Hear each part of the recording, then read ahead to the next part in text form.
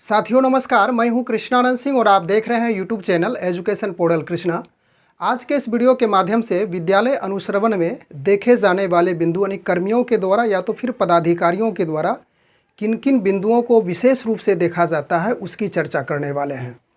अपर मुख्य सचिव शिक्षा विभाग बिहार पटना के ज्ञापांक 76 दिनांक 6/6/2024 के आधार पर संबंधित पदाधिकारी कर्मी का 3 माह के लिए रोस्टर तैयार किया जाता है और विद्यालय का निरीक्षण कराया जाता है।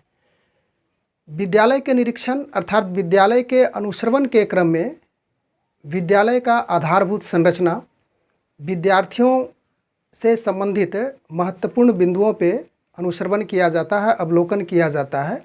उसके बाद शिक्षकों से संबंधित अनेक बिंदुओं पर भी दृष्टि रखी जाती है। इन 3 बिंदुओं पे हम लोग विशेष रूप से डिस्कस करने वाले हैं। सबसे पहले हम लोग आधारभूत संरचना, जो विद्यालय का आधारभूत संरचना होती है, उस पर डिटेल रूप से चर्चा करेंगे। यानी कि जो पत्र जारी हुआ है ज्ञापांक 76 दिनांक 6/6/2024 की तिथि में, उसमें क्या क्या महत्वपूर्ण बातें लिखी हुई है। यदि आप विशेष रूप से उसका अध्ययन करना चाहते हो तो पत्र का अवलोकन करेंगे।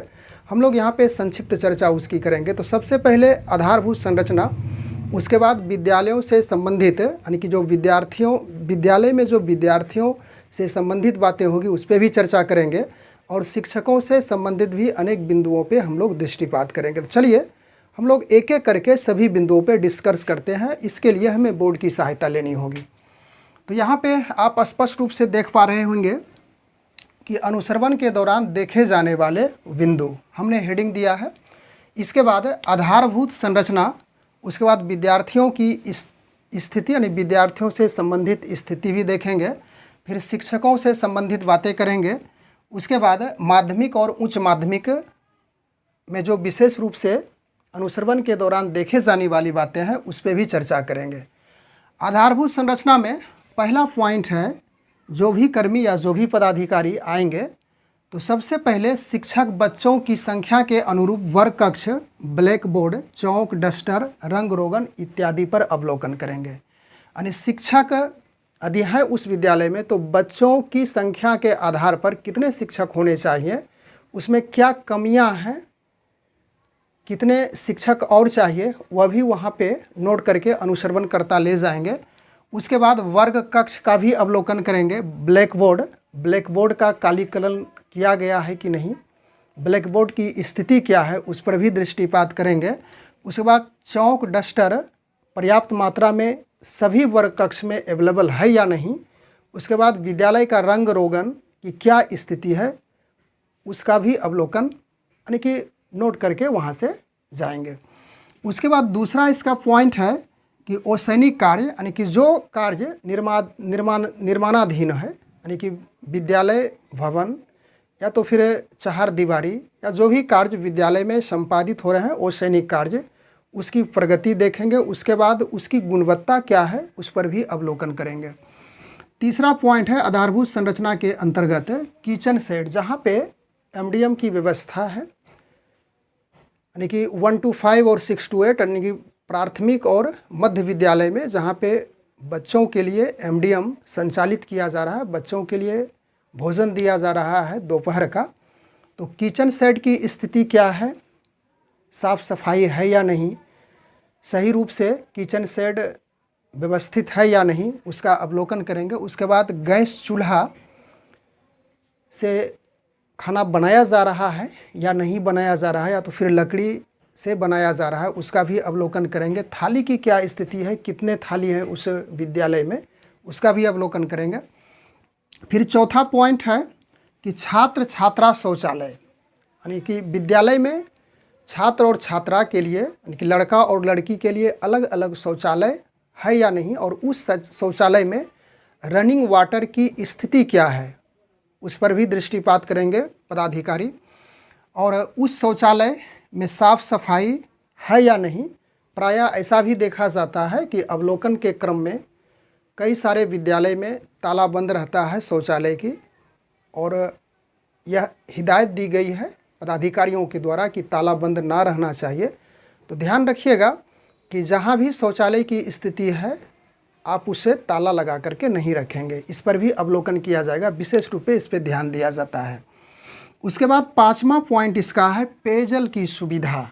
पानी पीने की सुविधा कैसी है, अच्छी है, गुणवत्तापूर्ण पानी है या नहीं, उस पर भी विशेष रूप से ध्यान रखा जाएगा पदाधिकारियों के द्वारा, यानी कि अनुश्रवणकर्ता के द्वारा। और अगला पॉइंट है 6ठा पॉइंट कि वर्ग कक्ष में आवश्यक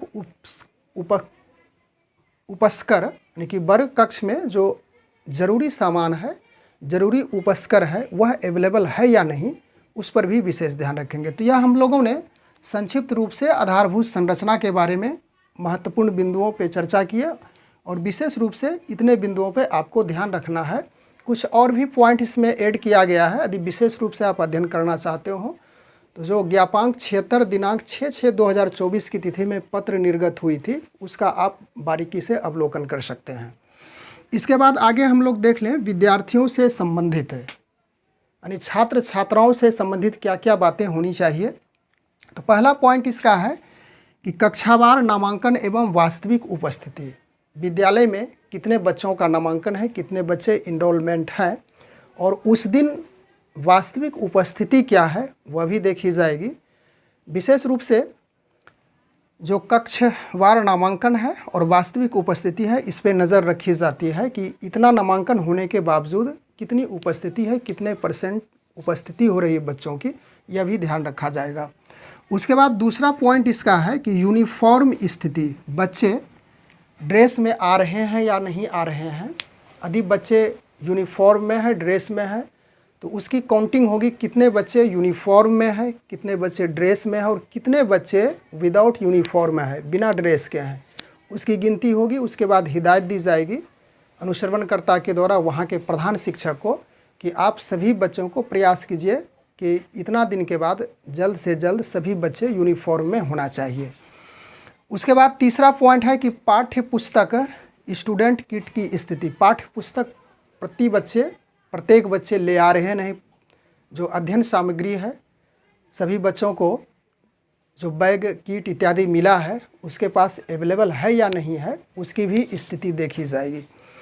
उसके बाद अगला पॉइंट इसका चौथा है कि FLN किट की उपयोगिता। FLN किट प्राप्त हो चुकी है सभी विद्यालय को, यानी कि जो बुनियादी भाषा और संख्या ज्ञान के लिए जो किट मिली है FLN किट, उसका उपयोग हो रहा है, और हो रहा है तो किस प्रकार से हो रहा है, इसकी भी विशेष नज़र रखी जाएगी। उसके बाद गृह कार्य है। गृह कार्य के लिए प्रत्येक बच्चों को, सभी बच्चों को डायरी भी मिली है। उस डायरी में आप मेंशन कर रहे हैं कि प्रत्येक शिक्षक के द्वारा उसमें प्रतिदिन होमवर्क दिया जा रहा है या नहीं दिया जा रहा है, उसकी भी स्थिति को वे देखेंगे। और होमवर्क जो गृह कार्य मिल रहा है, गृह कार्य पुनः दूसरे दिन जांच हो रही है कि नहीं हो रही है, इस पे भी नज़र रखी जाएगी। उसके बाद हम लोग आ जाते हैं विद्यार्थियों से संबंधित ही 6ठा पॉइंट में साप्ताहिक, मासिक मूल्यांकन, त्रैमासिक, अर्धवार्षिक, वार्षिक परीक्षा का आयोजन हो रहा है या नहीं हो रहा है। इन सारे बिंदु विद्यार्थियों से संबंधित है, और भी कुछ बिंदु है, आप पत्र का अवलोकन करेंगे। उसके बाद शिक्षकों से संबंधित कुछ पॉइंट्स है, इसको भी हम लोग देख लेते हैं। पहला पॉइंट है शिक्षकों का पदस्थापना विवरणी। प्रत्येक विद्यालय में शिक्षकों का पदस्थापना विवरणी लगी रहनी चाहिए। कितने शिक्षक कार्यरत हैं, कितने शिक्षक किस विषय के हैं, उसके बाद अलग अलग रूप से उनका, यानी पूरा जो पदस्थापना में डिटेल रूप से मेंशन किया जाता है, उसकी सारी बातें लिखी होनी चाहिए। उसके बाद दूसरा पॉइंट है कि सो समय विद्यालय में उपस्थित शिक्षक सो समय विद्यालय आ रहे हैं या नहीं आ रहे हैं, इसकी भी स्थिति देखी जाएगी। हालांकि ई शिक्षा कोष ऐप के माध्यम से शिक्षकों की उपस्थिति यहाँ पे 100% लगभग हो रही है सो समय, कारण जो उसमें मेंशन होता है समय, उससे आप बच नहीं सकते हैं, और जितने टाइम में आप आएंगे उसी टाइम में आपकी सेल्फी के साथ ई शिक्षा कोष माध्यम से उपस्थिति दर्ज हो रही है। तो सो समय विद्यालय में शिक्षकों की उपस्थिति यह तो निश्चित हो जाती है। उसके बाद तीसरा पॉइंट है विषय आधारित शिक्षक, जहाँ पे अलग अलग विषय की पढ़ाई हो रही है। कुछ जैसे 1 to 5 में तो समान रूप से शिक्षक की बहाली होती है, तो कोई भी शिक्षक किसी भी क्लास के बच्चों को पढ़ा सकते हैं, वहाँ पे बाध्यता नहीं होती है। लेकिन माध्यमिक उच्च माध्यमिक या तो फिर मध्य विद्यालय में विषयवार शिक्षकों की उपस्थिति होती है कि अमुक विषय के लिए अमुक शिक्षक डिपुट है, तो उन शिक्षकों की संख्या है यानी विषयवार शिक्षकों की संख्या है, अन्यथा नहीं है, उसकी भी जांच की जाएगी। उसके बाद जहाँ पे जो कमी होगी उस अनुसार से फिर उसे पूरा किया जाएगा उस विद्यालय में। आगे है कि गैर शैक्षणिक कर्मियों का पदस्थापना। बहुत सारे ऐसे विद्यालय हैं जो शिक्षक कर्मियों के अलावा गैर कर्मी भी होते हैं, उनकी क्या स्थिति है, उनकी पदस्थापना की क्या स्थिति है, क्या वे समय पे आ रहे हैं या नहीं आ रहे हैं, उनकी कार्य क्रियाकलाप क्या है, सारी वस्तु स्थिति को देखी जाएगी उन कर्मियों के द्वारा। उसके बाद अगला है समय सारणी एवं कक्ष अवलोकन यानी कि वर्ग कक्ष अवलोकन। महत्वपूर्ण बातें हैं समय सारणी यानी कि जो स्कूल का टाइम टेबल है बच्चों का पढ़ाने, प्रार्थना से लेकर के बच्चों के पढ़ाने तक, अंततः विद्यालय से वापस जाने का, तो वहाँ तक का समय सारणी निश्चित रूप से हर विद्यालय में होना चाहिए। उसके बाद है पाठ टीका। यदि आप समय सारणी बना लिए हैं तो इस समय सारणी के आधार पर ही आपका पाठ टीका चलेगा और जितने शिक्षक अवेलेबल हैं उस विद्यालय में समय सारणी के आधार पर पाठ टीका के अनुसार से अध्यापन कार्य उन्हें भी संचालित करना है। 7वां पॉइंट है गृह कार्य की जांच। इसकी चर्चा हम लोग किए थे। गृह कार्य की जांच प्रतिदिन होनी चाहिए, प्रतिदिन, फिर अगले दिन के लिए गृह कार्य भी बच्चों को मिलना चाहिए। उसके बाद 8वां है अभिभावक शिक्षक संगोष्ठी। अभिभावक शिक्षक संगोष्ठी यानी कि जो पेरेंट्स है, विद्यालय के जो अभिभावक हैं, विद्यालय के बच्चे के जो अभिभावक हैं, तो शिक्षक अभिभावक संगोष्ठी का जो शेड्यूल बना हुआ है उस अनुसार से आप करवा रहे हैं या नहीं करवा रहे हैं, अपडेट रखे हैं कि नहीं रखे हैं, उसकी भी जांच होगी। उसके बाद जो VSS है, विद्यालय शिक्षा समिति, उसकी भी बैठक की जो रजिस्टर है उसे भी अपडेट आपको रखना है। आगे है 9वां पॉइंट कि छिजित बच्चों की स्थिति। छिजित बच्चे जो विद्यालय नहीं आ रहे हैं, विद्यालय से बाहर हैं, आउट ऑफ स्कूल हैं, उन बच्चों की स्थिति क्या है उसका भी अवलोकन किया जाएगा। और आगे है नियमित रूप से विद्यालय नहीं आने वाले बच्चों की स्थिति। बहुत सारे बच्चे ऐसे इनरोलमेंट हैं जो नियमित रूप से विद्यालय नहीं आ रहे हैं, तो उसकी क्या स्थिति है उससे भी संबंधित आपसे बातें की जाएगी, प्रधान शिक्षक से पूछा जाएगा, उसकी भी वस्तु स्थिति आपको स्पष्ट करनी होगी। उसके बाद है माध्यमिक और उच्च माध्यमिक के लिए विशेष रूप से है कि वहाँ पे प्रयोगशाला की उपलब्धता है या नहीं। प्रयोगशाला की उपलब्धता है तो उसका समुचित रूप से उपयोग हो रहा है या नहीं हो रहा है, इसकी भी जांच की जाएगी। उसके बाद पुस्तकालय जो लाइब्रेरी है उसकी उपयोगिता उपलब्ध है तो उसकी उपयोगिता हो रही है। प्रतिदिन विद्यालय में उपलब्ध बच्चों को पुस्तकालय से जो भी किताबें हैं उससे लाभान्वित हो रहे हैं या नहीं हो रहे हैं, उसकी भी इस वस्तु स्थिति देखी जाएगी। फिर ICT लैब की उपलब्धता और उसकी उपयोगिता हो रही है या नहीं हो रही है, उसी प्रकार से देखनी है। अगला है कि चहारदीवारी उपलब्ध है या नहीं है। प्रत्येक विद्यालय में, चाहे वह प्राथमिक हो, माध्यमिक, उच्च माध्यमिक या तो माध्यमिक विद्यालय हो, सभी जगह चहारदीवारी की उपलब्धता जरूरी हो जाती है। यह उपलब्ध है या नहीं है। यदि उपलब्ध नहीं है तो विभागीय आदेशानुसार वहाँ पे चहारदीवारी की भी व्यवस्था हो जाएगी। अगला है 5वां पॉइंट कि पंखा, बल्ब इत्यादि पर्याप्त मात्रा में वहाँ उपलब्ध है या नहीं। फिर उसके बाद खेल मैदान उपलब्ध है। खेल मैदान उपलब्ध होने के बाद फिर जो खेल सामग्री है उसका यूज़ हो रहा है या नहीं हो रहा है, उसकी भी जांच होगी। उसके बाद सैनिटरी पैड इत्यादि की उपलब्धता है या नहीं विद्यालय में, जो माध्यमिक और उच्च माध्यमिक में होता है, वह भी देखा जाएगा। और अंततः 8वां पॉइंट इसका है कि परिसर की स्वच्छता एवं सौंदर्यीकरण की स्थिति क्या है, वह भी जांच की जाएगी। तो इस प्रकार से जो 3 महीने के लिए रोस्टर तैयार किए जाते हैं और प्रत्येक कर्मी चाहे पदाधिकारी हो जिसको लगाया जाता है, इन स्थितियों की जांच निश्चित रूप से करेंगे, जिसमें आधारभूत संरचना हो गई।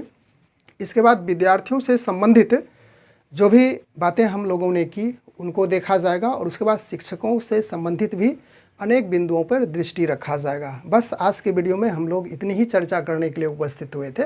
मिलते हैं अगले वीडियो में, तब तक के लिए धन्यवाद।